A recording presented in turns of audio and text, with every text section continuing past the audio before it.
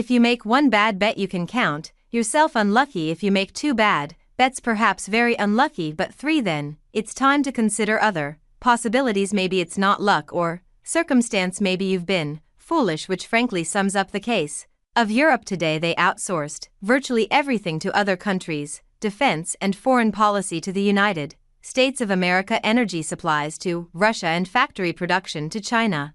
And the result is this: Europe is worried and nervous, unable to protect their own national interests. Just look at Ukraine. European leaders want Kiev to join their union. The EU, Kiev also wants to join the EU and the NATO, but Russia won't let them. And what is Europe doing about it? They're letting America take the lead. US military aid to Ukraine is $66 billion. EU military aid to Ukraine is $48 billion.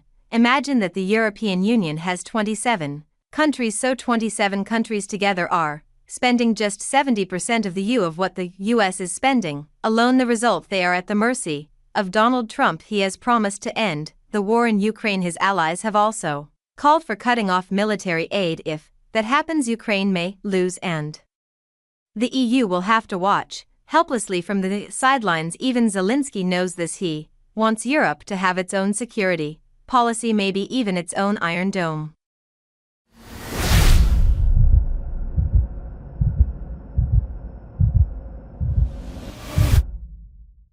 We need a united European security and defense policy, and all European countries must be willing to spend as much on security as it truly needed, not just as much as they have gotten used to during years of neglect. Europe needs its own version of the Iron Dome, something that can deal with any kind of threat. We can't rely on goodwill from a few capitals when it comes to Europe security.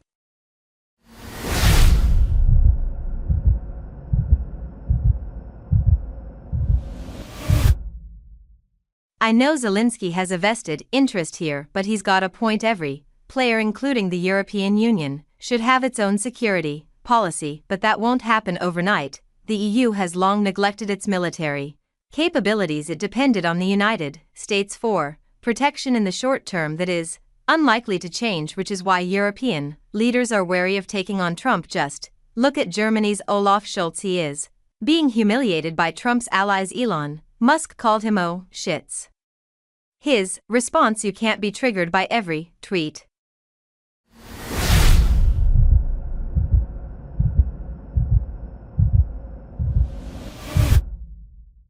In a world that is constantly on the verge of a nervous breakdown, in the mirror of social media, cool heads are needed. Not every press conference in Washington, not every tweet should send us into tizzy existential debates.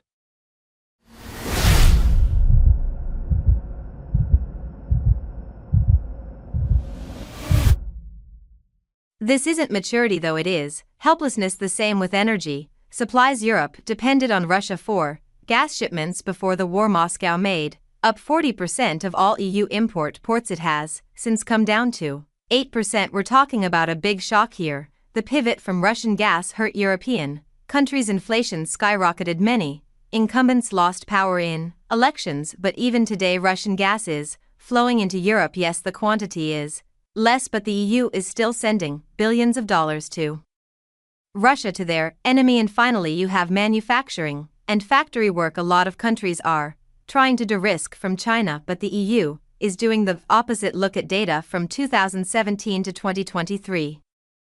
During this time, the United States reduced imports from China. China's share was almost 22% in 2017. It fell to 133% by 2023. Same with Japan. China's share fell from more than 29% to 27%, but the European Union, it rose from 22 to 25%. So Europe is unable to shake its dependence on China. Whether it's for EVs or phones or machines.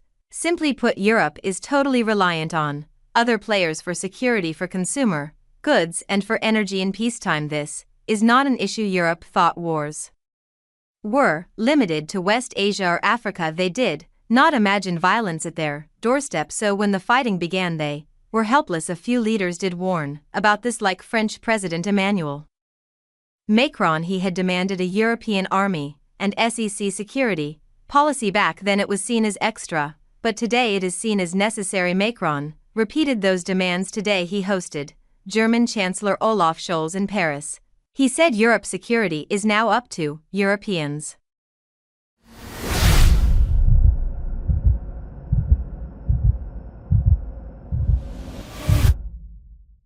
After the inauguration of a new administration in the United States, it is more than ever up to Europeans and, so to our two countries to play their role of consolidating a united strong and sovereign Europe. Yes, Europe has to not only spend more for defense, but it also has to develop its own industrial foundation, its own capabilities, its own industry. Poland is also of the same opinion. Their prime minister says Europe must arm to survive.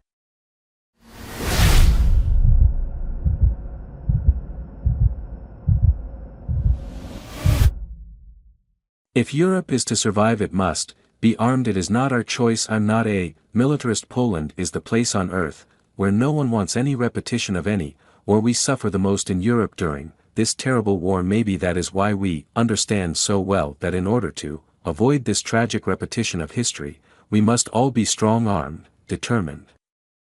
Maybe this will jolt you into action, or maybe it's too late for them. Either way, it's a reality check for other countries too, especially those in the Indo-Pacific. A lot of them appear tempted to do the same, to outsource security to America or to China. But remember, today's reality it will be different from tomorrow's. A country may support you today, but it may pull that support tomorrow. The only one you can count on is yourself.